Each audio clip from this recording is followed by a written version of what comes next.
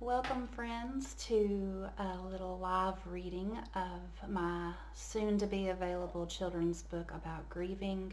You'll find me at the ocean.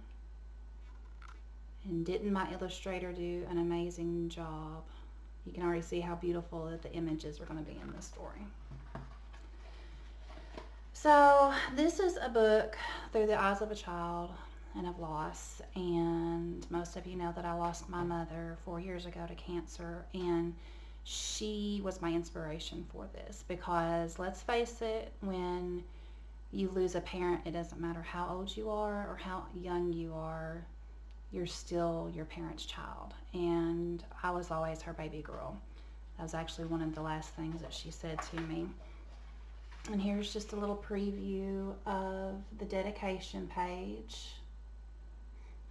And Christy Johnston, I'm sure a lot of you local folks know her, did an amazing job writing a foreword for my book, and I truly appreciate her doing that. And she also recommended my editor, Kim Evans, and my publisher, Michael Young, and they have been absolutely amazing to be working with, and so shout out to Christy for helping me with that. And so here's the first picture.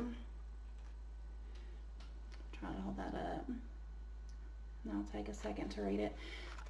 This was actually, sorry about that, the actual road that I grew up on as a child. And I lived next door to my grandma growing up, and that's her mailbox. So that's just a hidden little special meeting for my family and myself. On any given day, in a little house on a dirt road in small town Arkansas, you could find a little girl named Beth. And my middle name is Elizabeth, and so that's where I got the name of the character. She lived there along with her brother, mama, and daddy. Where Beth grew up may have been far from fancy, but love was always abundant. Beth was always a mama's girl. She lived her life to please her mama and to learn everything she could from her. Life was simple in their home, but life was grand nonetheless. That is, until cancer stepped in. And if you've been affected by cancer, you know how just hearing that word for the first time can totally rattle your world. For the longest time, I wouldn't even say it. I didn't want to dignify it, but it is what it is. And it's a horrible disease, and many of us have been affected by it. And Beth in my story is certainly going to be affected by that. And here's the next picture, and then I'll read you the page.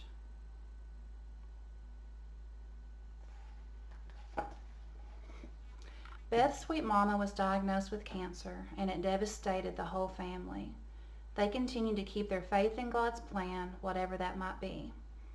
Mama, upon finding out her diagnosis, just held Beth as tears rolled down her baby girl's face. Either way, I'm going to be all right, she told Beth. Either way? What did Mama mean by that? How could life ever be all right with the possibility of Mama not being here, Beth thought. At that moment, all anyone could do was pray, and that is exactly what Beth's family did. And that is actually inspired by the day that we found out that my mom had cancer, and she just held me, and she did say that. She said, either way, I'm going to be all right. I knew she was either going to be healed here on earth or she was going to be healed eternally in heaven. And I'm not going to read the whole book to you guys because I do want there to be some suspense and some curiosity about the book. But Beth goes through a lot of things. This is one of my favorite pictures here. There's just something that you can just see so much meaning behind that. And I'm sure many of us have been by the bedside of a loved one and can relate to that. And so the story goes on, and Beth is worried that she's going to forget Mama once she passes away because she just keeps getting worse and worse. And so Beth's like, how can I not forget you once you're gone? And Mama explains, you can find me at the ocean.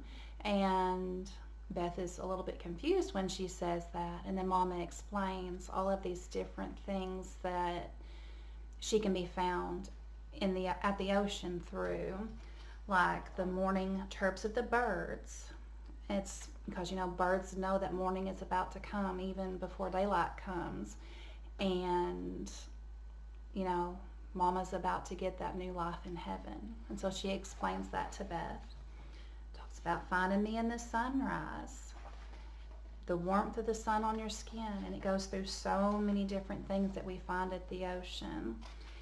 I do want to share this. This is a picture. And what my illustrator, what she did was she took some photographs and edited them to make them look like paintings, because that was kind of my vision. And this picture is super special because my son took this picture at a butterfly sanctuary just 3 months after my mom passed away, and she loved butterflies, and blue was her favorite color. So there's another special meaning here in the book. Talks about find me in the leaps of the dolphins, how the mom is there to guide the dolphin, for her baby dolphin, for so long. And then eventually that dolphin is on its own, and the mother just has to trust that she did what she could to guide her and to teach her. And so there's a lot of symbolism there. Excuse me. And so it continues and continues. The book's about 60 pages long. Of course, half text and half images or illustrations. And so it goes all the way from all the things that Beth can find her mama in at the ocean, beginning with the birds chirping before the sun even comes up, to the sunset, to the moon coming out. And then, unfortunately, Mama does pass away, and it feels like her world stands still. Excuse me. And, but all of us that have lost a loved one, and I believe that would be all of us, we know that we want the world to stop. We think the world should stop, and it doesn't when we lose a loved one. But life continues. The world keeps spinning. And in my story, Beth realizes that. She holds on to all the words her mama had said to her. She holds on to her faith in God. And then at the end, it's just beautiful because it talks about how Beth, even as a grown woman, would go to the ocean to find her mama and all of those things. And then she would take her son and show him how he could find her mama, his granny, at the ocean.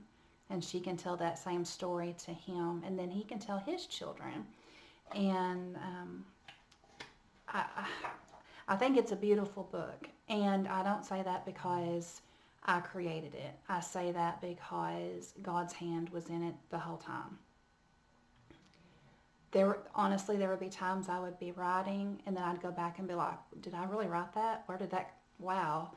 And so, God gets all the glory. This is all His, and He has done an amazing job over the past year, connecting me with the right people and just putting this together. And I really, truly believe that you'll be blessed when you read this. It is a picture book, but I honestly believe that it's going to touch adults who are grieving just as much as children. And so I do hope that you will consider purchasing You'll Find Me at the Ocean, A Journey of Grief Through the Eyes of a Child by Martha Black, that's myself, and the pictures by Jennifer Hartman, which is also my cousin. Shout out to her. I do hope that you'll consider purchasing this when it's made available on Amazon, and I will keep you guys posted on the price and when it's available. And soon I will have even a book trailer to share with you, which also shares the ministry that God's laid on my heart to help those that are grieving. So be on the lookout for this. Stay tuned, and I will keep you posted. And if you've got a minute, just say a little prayer that this book gets into the right hands of the right people at the right time. And I know God's going to be faithful to do that, but I know that a multitude of prayers goes a long way too. So if you could do that, that would mean the world to me. If you want to spread the good news about this book, that would be wonderful too. So I love you guys. Thank you for following me on this page, and just stay tuned, and God bless.